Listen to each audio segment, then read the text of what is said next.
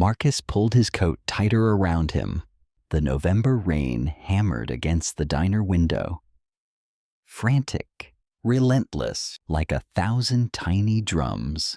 Across the table, Lily, 6 years old and made of pure, vibrant hope, swung her little legs back and forth. She was sketching on the paper placemat, tongue peeking out in concentration. Their Friday ritual, a small, fragile shield against the endless grind of life. Daddy, smiley face pancakes. Her voice cut straight through the heavy fog of his exhaustion. He forced a smile. The kind he'd practiced 1,000 times. The wallet in his pocket felt thin, brittle, like a dried leaf about to crumble. Money had been a raw, open wound ever since Jessica Lily's mother vanished when Lily was only 3 months old. No note, no goodbye, just gone. A hollow carved deep into his chest that never quite closed. He'd built their whole world alone, brick by painful brick. Of course. Sweetheart, he said. His deep voice usually sounded steady, strong. Tonight it carried an edge of weariness he couldn't quite hide. The waitress scribbled their order. Marcus's eyes drifted to the window and caught, under the diner's narrow awning, a woman, late 20s, maybe soaked through, platinum hair plastered dark against her scalp. Her clothes ragged, filthy clung to her like a second. Desperate skin, yet beneath the grime, something elegant still flickered, a quiet defiance in the way she held herself, as if she refused to let her broken dignity shatter completely. Lily noticed, too. Daddy, that lady looks really cold. Marcus's jaw tightened. He knew that look, the hollow, invisible hunger that swallowed people whole. The cold seemed to crawl inside him just from watching her. Yeah, baby, she does. Lily set her crayon down, her wide, innocent eyes locked onto his. Can we help her, like you always tell me? He hesitated. His own hunger had become an old, constant companion, gnawing quietly at his ribs. Double shifts, weekend hours, skipping meals so Lily could eat. Every dollar stretched so thin it screamed. But then he met his daughter's gaze and saw his own heart staring back at him, pure, uncluttered, trusting. Stay here. Okay. He pushed back his chair, his tall, tired frame unfolded slowly. A silent, weary guardian. He walked to the door. The chill outside hit like a physical weight. The freezing rain stung his face. The woman flinched as he approached. Bright green eyes wide, startled, layered with suspicion so deep it looked like an old bruise. Hey, he said gently, keeping his distance. Hands open and visible. You okay out here? She stared, as if the simple sound of kindness was something foreign. Silence stretched between them, thick with years of being looked through, stepped over, forgotten. Her breath came in shallow, misty clouds. I'm fine, she finally whispered, voice nearly lost in the rain. You don't look fine, Marcus replied, soft, unwavering. The cold soaked through his coat, but he stayed planted. When's the last time you ate? Her lips trembled. She looked away, hugging herself tighter. Her shoulders sharp, fragile, shook under the wet fabric. Shame hung heavy in the air between them. I don't have any money. I can't pay you back. I didn't ask if you could pay me back, he said. A faint, tired ghost of a smile touched his mouth. He let the silence settle. Let the words breathe. I asked when you last ate. Tears welled in those vivid green eyes, blurring them. She shook her head. The admission too heavy to speak aloud. Marcus held the diner door open. Warm golden light spilled across the wet pavement, framing her stark, shivering silhouette. Come on, let's get you warmed up. No strings attached. Disbelief carved itself across her delicate face. Why? Why would you do that for a stranger? Because you're a person, Marcus said quietly. The words carried the weight of his own long loneliness, his own hunger for connection, and people deserve dignity. That's what I'm teaching my daughter. He held her gaze, steady, an open invitation. Now come on, before we both catch pneumonia. Inside, the warmth of the diner wrapped around them like an embrace after violence. Sophia sat across from Marcus and Lily. Water dripped from her hair. Slow, accusing drops onto the cracked vinyl seat. The waitress shot Marcus a sharp look, but he ignored it. His focus stayed on the woman in front of him. Lily smiled shyly. What's your name? Sophia hesitated, fear still shadowing her eyes. Then, softly, Sophia. I'm Lily. That's my daddy. He's the best daddy in the whole world. Marcus felt that familiar ache bloom in his chest. Love and crushing responsibility tangled together.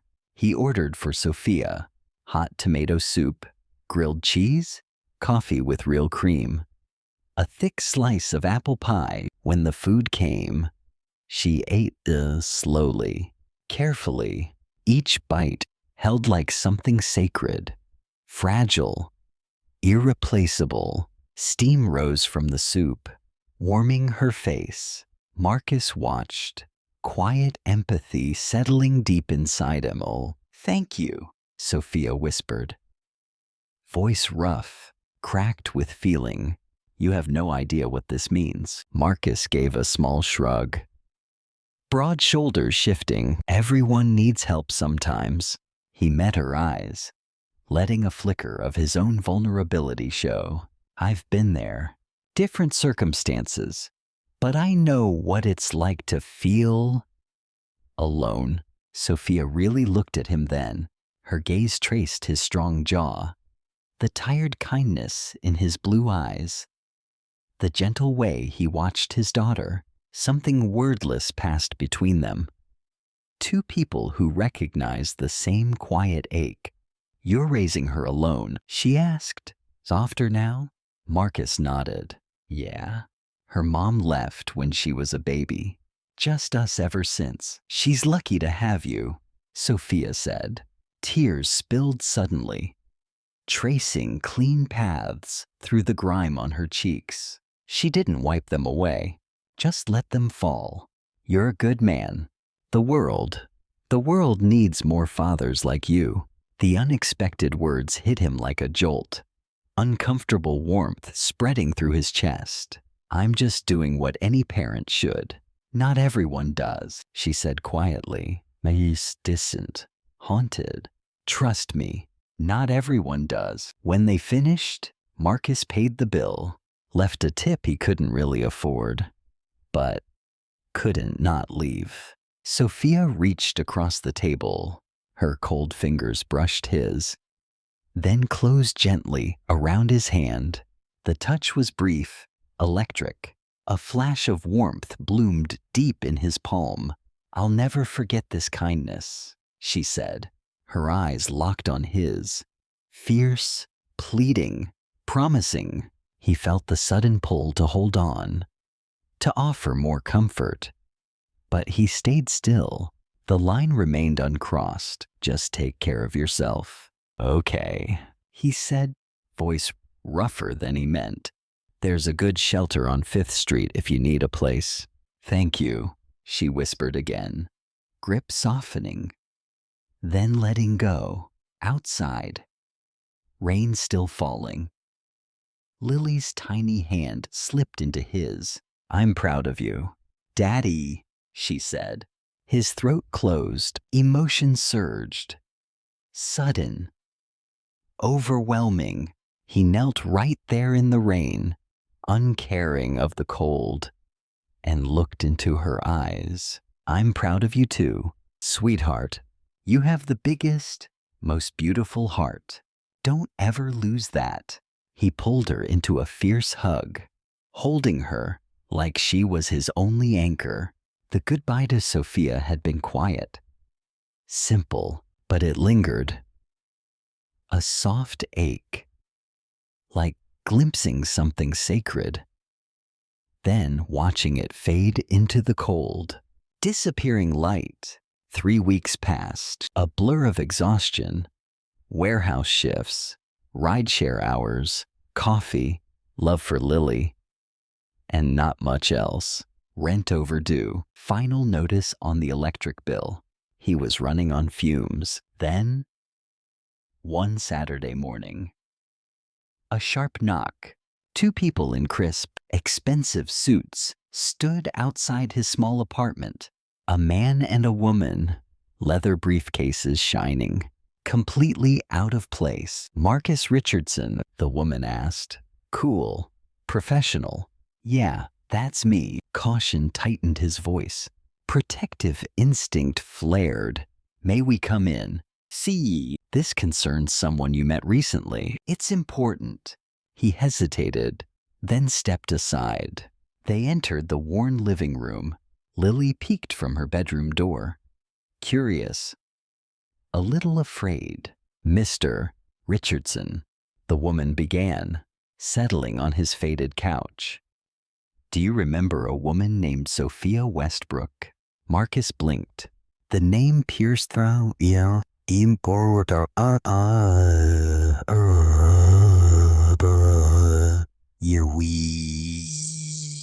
Fog. The woman from the diner. Sophia. Is she okay? Did something happen to her? Yes and no, huh? The woman said gently. There's considerably more to her story than you knew that night. Confusion knotted in his stomach. I don't understand. The man leaned forward, expression grave.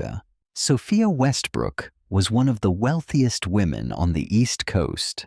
She inherited a massive fortune.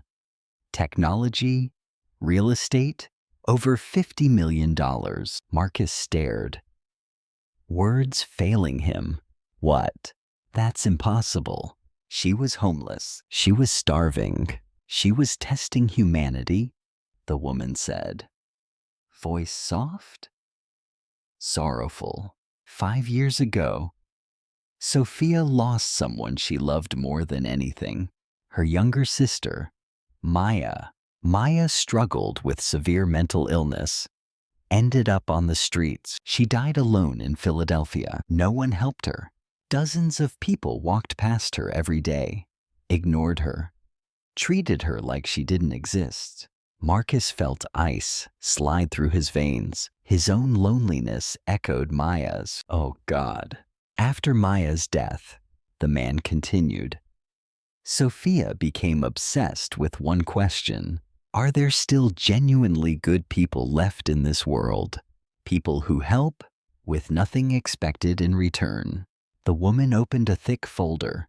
For the past 3 years, Sophia conducted what she called her humanity experiment. She disguised herself as homeless. Different cities, New York, Boston, Chicago, Los Angeles, Miami. 18 cities total. She stood in the rain, sat on corners, waited, watched, tested. Marcus's throat turned to dust. Pressure built inside his chest. Heavy, unstoppable. And you, the woman said, voice catching, are the first person. In 3 years, across 18 cities, hundreds of encounters. The only one who helped her, who saw her, who treated her like a human being with dignity. He couldn't speak, could only sit, stunned, crushed beneath the weight of it. The man's face grew somber. Sophia passed away 2 weeks ago. Pancreatic cancer. Aggressive. Sudden. But before she died, She finalized her will, very specific instructions. Marcus's trembling hands opened the folder, a handwritten letter, elegant stationery, shaky but deliberate handwriting. Dear Marcus, that night in the diner, you gave me something I'd been searching for 3 long years. Hope, faith, proof that goodness still exists in this cold world. You didn't see a homeless woman. You saw a person worthy of dignity. And you didn't help because you had extra beporte. I saw the struggle in your eyes, the exhaustion, the weight you carry every day. You helped because it was right. You're teaching your beautiful daughter what real compassion looks like. What unconditional love means. That's worth more than all the money in the world. I have no family left, no children, no one to leave my legacy to, but I want everything I have to go to someone who will use it to spread kindness, someone who embodies everything good about humanity, someone exactly like you. Please accept this gift, not as payment your kindness can never be repaid, but as proof that goodness matters, that your choice changed everything. Give Lily the life she deserves. Give yourself the peace you've earned. And never, ever stop being the beautiful soul you are. With eternal gratitude and respect, Sophia. Marcus looked up. Tears streamed down his face. His strong hands shook, unable to hold everything inside. The exhaustion, the loneliness, the years of deprivation cracked wide open. What does this mean? He choked out. The woman smiled, gentle warmth in her eyes. It means, Mr. Richardson, that Sophia left you her entire estate. $22 million, a complete trust fund for Lily's education. Through any graduate school she chooses, your mortgage, all debts, paid in full, and a foundation in your name to help homeless individuals and struggling single parents. Marcus's breath caught. A gasp broke free. He couldn't breathe, couldn't think. He covered his face, shoulders shaking with deep, wrenching sobs. Lily ran to him, small arms wrapping around his waist. Daddy, what's wrong? Why are you crying? He pulled her into his lap, held her impossibly tight, buried his face in her soft hair. Words wouldn't come. The lawyers waited, quiet, respectful. We'll give you time, the woman said kindly. Here's our contact information. When you're ready, we'll help you through everything. Take all the time you need. After they left, Marcus sat on the floor, Lily still curled in his lap. His ragged breathing filled the small apartment. Tears kept coming. Relief, gratitude, release, crashing over him like waves. Daddy, are we okay? Lily whispered, tiny hand stroking his wet cheek. Yeah, baby, he finally managed, voice thick, raw, trembling against her hair. We're more than okay. We're going to be just fine, better than fine. But it wasn't just the money. It wasn't the sudden safety, the lifted weight of debt. It was the piercing reminder that kindness still mattered.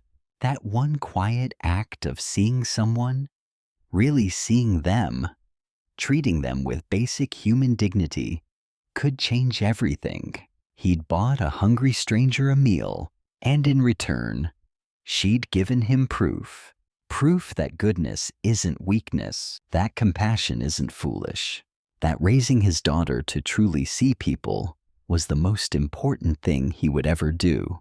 The loneliness, the struggle, the long years of going without finally found their ending, not in solitude, but in the warm, living echo of one simple, profound human connection.